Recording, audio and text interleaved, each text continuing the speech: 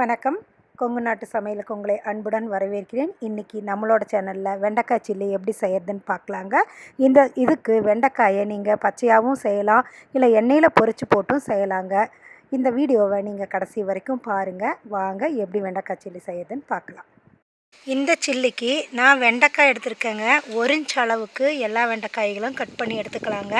Cut பண்ணி ஒரு 1 hour அப்படியே வச்சிட்டிங்கன்னா கொஞ்சம் வாட்டம் வந்துடும். அந்த பிசுபிசுப்பு தன்மையெல்லாம் போய் நம்மளுக்கு சில்லி போடுறதுக்கு கொஞ்சம் நல்லா இருக்குங்க. இது மாதிரி எடுத்துக்கலாம். இப்போது ஒரு பவுல் எடுத்துக்கிறேன். அதில் சில்லி போடுறதுக்கு தேவையான வெண்டைக்காயை சேர்த்துக்கலாம். இப்போது மைதா மாவு 1 கப் அளவு எடுத்திருக்கேன், அதையும் போட்டுக்கலாம். இஞ்சி பூண்டு பேஸ்ட்டு ஒரு 1/2 டீஸ்பூன் அளவுக்கு போட்டுக்கலாம். தேவையான அளவு உப்பு சேர்த்துக்கலாம்.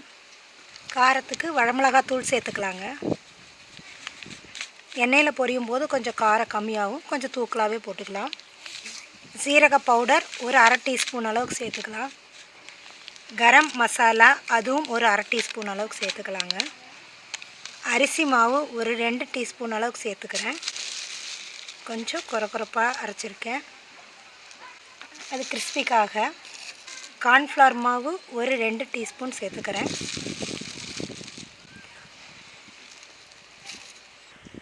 எலுமிச்சம்பழம் ஒரு மூடி இதில் பிழிஞ்சு விட்டுக்கலாங்க. உங்களுக்கு விருப்பப்பட்டால் முட்டை சேர்த்துக்கோங்க. ஒரு முட்டை இதில் சேர்த்துக்கலாம். நான் முட்டை சேர்க்கலை. நல்லா கடைஞ்சி வச்ச தயிர் ஒரு 2 ஸ்பூன் சேர்த்துக்கிறேங்க.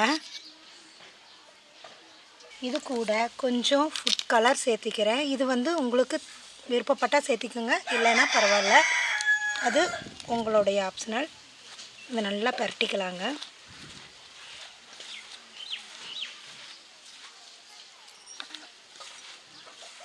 இந்த மாதிரி நீங்கள் கரைச்சி வச்சுக்கோங்க. ஒரு 5 நிமிஷம் மட்டும் இருக்கட்டும்.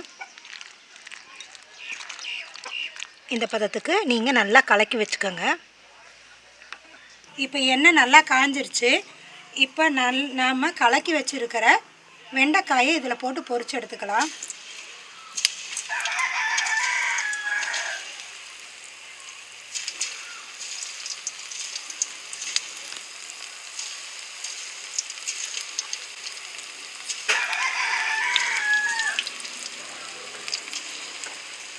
இந்த மாதிரி ஒன்று ஒன்றா போட்டு நீங்கள் பொரிச்சு எடுத்துக்கோங்க.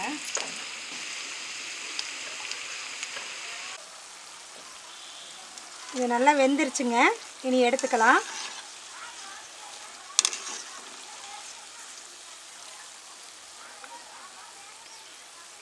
இது நல்லா டேஸ்ட்டாக இருக்குங்க. நல்லா முருக விட்டு நல்லா வேக விட்டு அப்படியே சுண்டற வரைக்கும் விட்டு எடுத்துக்கோங்க. நல்லா இது தயிர் சாதத்துக்கு சூப்பராக இருக்குங்க. இப்போது நம்மளோட வெண்டைக்காய் சில்லி ரெடி ஆகிடுச்சுங்க. இதை நீங்கள் வீட்டில் செஞ்சு பாருங்கள். செஞ்சு பார்த்துட்டு பிடிச்சிருந்தா லைக் பண்ணுங்கள், ஷேர் பண்ணுங்கள், சப்ஸ்கிரைப் பண்ணுங்கள், பக்கத்தில் இருக்க பெல் பட்டனை கிளிக் பண்ணுங்கள். இந்த வீடியோ பார்த்ததுக்கு நன்றி. வணக்கம்.